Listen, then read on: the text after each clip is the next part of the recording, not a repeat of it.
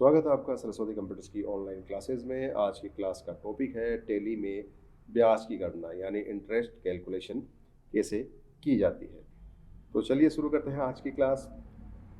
ब्याज की गणना करने के लिए सबसे पहले इंटरेस्ट के फीचर को ऑन करना होगा। इसके लिए हमें कीबोर्ड से F11 की प्रेस करनी है या F11 फीचर पर क्लिक करना है। यहाँ पर अकाउंटिंग फीचर इसको सेलेक्ट करते हैं।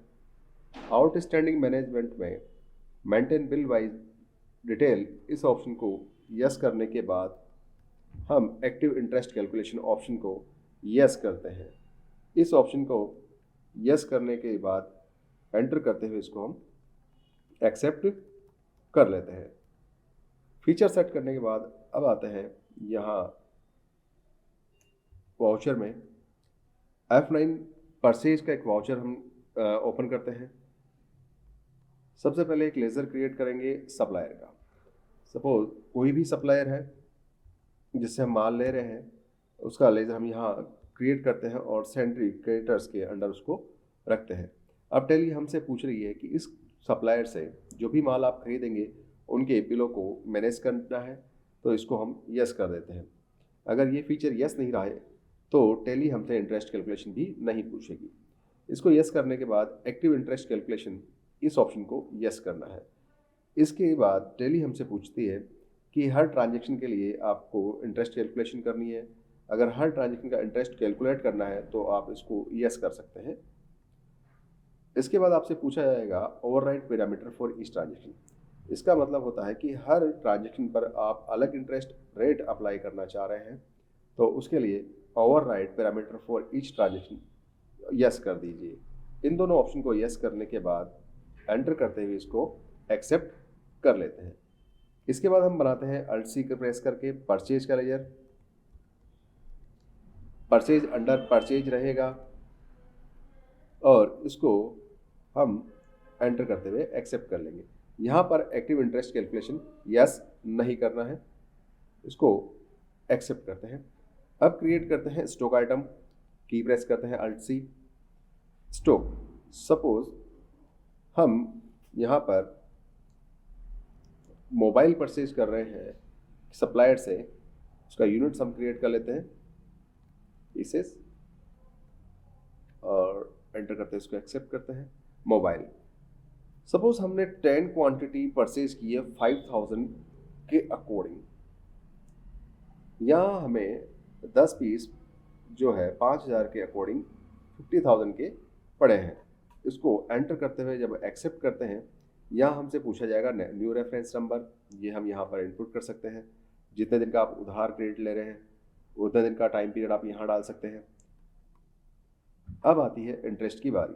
यहाँ इंटरेस्ट पैरामीटर पे हमने कितने रुपए परसेंटेज पे ये माल परचेज किया। सपोज हम करते हैं 10% कैलेंडर मंथ।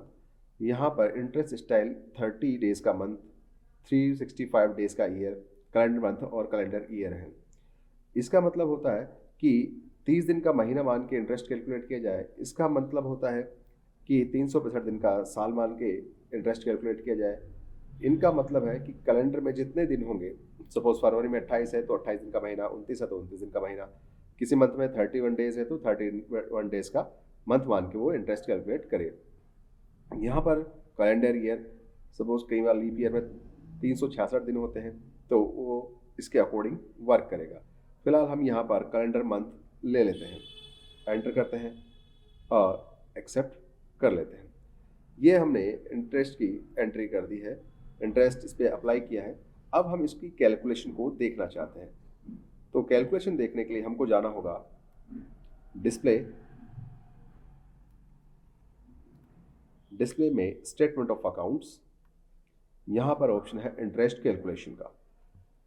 इंटरेस्ट पेएबल और रिसीवेबल। पेएबल्स यानी अगर हमने माल परचेज किया है तो उसकी रिपोर्ट हमें पेएबल में शो होगी, और अगर हमने माल बेचा है तो उसके इंटरेस्ट रिसीव की रेट हमें इंटरेस्ट रिसीवेबल में प्राप्त होगी।